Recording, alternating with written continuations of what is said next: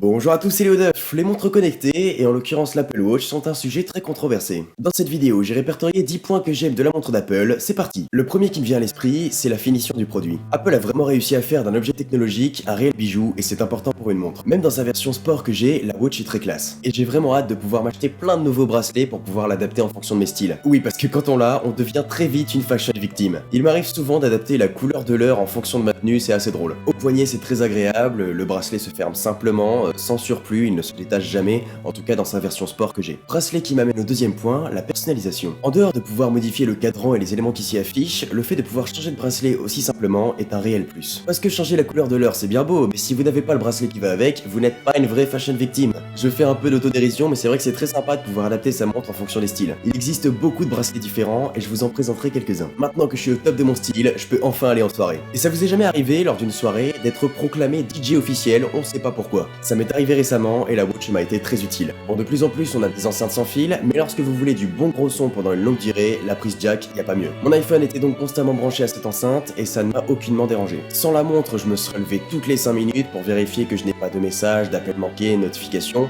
ou même simplement pour changer de musique, augmenter le son, etc. Avec la Watch, je pouvais faire tout ça sans bouger. Je me suis d'ailleurs vite transformé en mec relou qui monte le son dès qu'un refrain lui plaît. Et sans parler de contrôle musical, juste le fait d'avoir constamment ces notifications au poignet, c'est un gros plus. Les notifications qui sont d'ailleurs mon quatrième point. Quel bonheur de recevoir toutes ces notifs au poignet. Et on se rend très vite compte qu'il y a beaucoup de situations dans lesquelles c'est pratique. Quand vous faites du sport, quand vous portez un objet, quand vous êtes en cours, j'imagine, quand vous faites la vaisselle, j'imagine, quand il fait froid et que vous avez 15 pulls ou alors que vous avez les mains trop glacées pour sortir votre téléphone, ou même simplement quand vous travaillez sur quelque chose. N'avoir qu'à lever son poignet pour juger si la notification mérite de faire une pause ou non, c'est un réel gain de temps. Et on sait tous que quand on est concentré sur quelque chose, qu'on reçoit une notification, qu'on regarde son portable, on finit sur Twitter, sur Facebook, sur Snapchat et c'est le bordel. C'est comme ça que je gère mes mails. S'il y en a un qui est intéressant, je prends la notification plus tard, sinon je l'archive directement. En plus de ça, toutes vos notifications deviennent silencieuses. L'iPhone ne vibre plus, n'émet plus de son, du moins quand vous avez la montre à votre poignet. Car j'ai très vite enlevé le son de la Watch, je n'y vois pas l'intérêt. Vous, et vous seul êtes au courant que vous avez une notification, c'est discret et les vibrations sont si agréables. Quand je poste une vidéo et que vous vous mettez à la partager sur Twitter, j'ai un vibromasseur sur le bras, c'est génial. Certaines personnes comme Jérôme Kainborg ont noté que ça pouvait être assez dérangeant pour sa compagne, ces vibrations. Je peux pas vraiment vous dire étant donné que je n'ai pas de copine. Voilà. Sur leodeuf.fr, il y a un formulaire, envoyez vos CV et votre numéro les filles. L'avantage c'est que je pourrais vous appeler juste en levant le bras, c'est la 5ème utilité. Sur mon iPhone, j'utilise très peu Siri, à part pour mettre un minuteur quand je fais des pâtes, mon utilisation est assez limitée. Avec l'Apple Watch, ça dépend des situations, mais je l'utilise déjà bien plus souvent. Pour configurer un minuteur, appeler quelqu'un, envoyer un message à quelqu'un, lui demander la météo, etc. Siri est toujours aussi bon, comprend très bien ce que vous dites, même quand il y a du bruit autour. Malheureusement, je trouve qu'il met un peu de temps à se lancer, et c'est pas toujours agréable d'avoir le poignet levé pendant tout ce temps. Je me suis très vite adapté, pendant que j'étais à Barcelone, j'envoyais 70% de mes messages avec la Watch. Et depuis, lorsque je suis en train de bosser sur l'ordi, je passe tous mes appels avec. Lorsque vous n'êtes pas dans un environnement bruyant, vous n'avez pas non plus besoin d'avoir la montre à 10 cm de votre oreille. Et toutes les personnes que j'ai appelées avec n'ont pas ressenti la différence entre l'iPhone et la Watch. C'est donc intéressant lorsque vous devez passer un appel lors d'une activité qui est mon 6ème point. Grand sportif ou joueur de foot professionnel sur FIFA, l'Apple Watch est pour vous. L'application activité va analyser le nombre de kilomètres parcourus dans la journée, le nombre de pas, les calories dépensées, les minutes d'exercice, etc.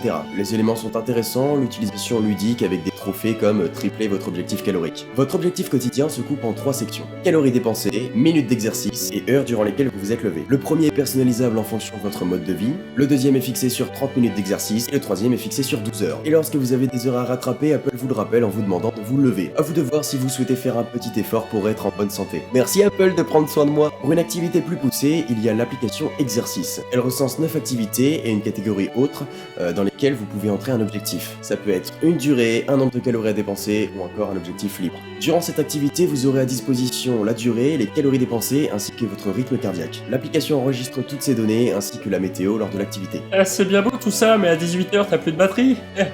Ah, la batterie. Le point sur lequel tout le monde parle alors que très peu l'ont essayé. Tel est le problème de tous les produits Apple. Les gens affirment des choses sans savoir et ça se propage. Et je ne vous jette pas la pierre car j'ai fait exactement la même chose. Donc oui, l'Apple Watch est dans mes points positifs. Pourquoi ? Tout simplement car j'en suis satisfait. Très honnêtement, je tiens 2 jours très juste. Pouah, 2 jours pour une montre, mais c'est pourri. Oui, que 2 jours. Mais la nuit, vous la gardez pas votre montre. Qu'elle soit connectée ou non, vous dormez pas avec. Alors quelle différence entre poser une simple montre sur une table de chevet et poser une montre connectée sur le socle qui est sur la table de chevet ? Aucune. D'ailleurs, en parlant du chargeur, il est compact, pratique et il est surtout très long. Comme ma bite. Oh non mais arrêtez avec cette blague là. Donc non, je n'ai pas besoin d'une grande autonomie sur une montre, contrairement à ce que je pensais. Mon avant-dernier point concerne aussi la batterie, mais celle de l'iPhone. Et ça c'est la remarque, le mythe que j'entends tout le temps quand on parle de la watch. Et du coup, avec ta montre en plus, la batterie de l'iPhone elle tient 15 minutes. Ha ha ha.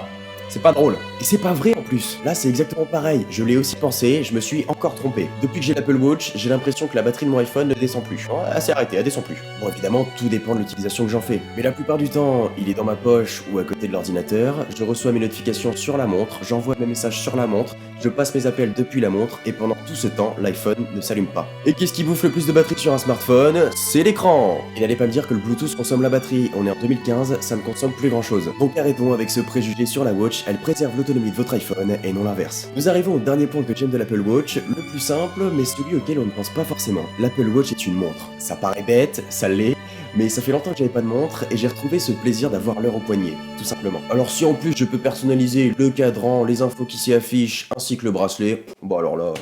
Moi j'arrête ce métier, hein. Vous connaissez maintenant les 10 points que j'adore de l'Apple Watch. La keynote d'Apple approche à grands pas, elle aura lieu le mercredi 9 septembre et on en saura certainement plus sur WatchOS 2. Ce que je vous propose, c'est de vous rendre sur cette chaîne le mercredi 9 septembre à 18h30 pour vivre le live avec moi ainsi qu'un invité surprise. Après ces améliorations, je serai en mesure de vous dire si la montre Mickey est une réelle innovation ou un simple gadget. Alors je vous dis à mercredi, merci à tous, c'était Léo Duff.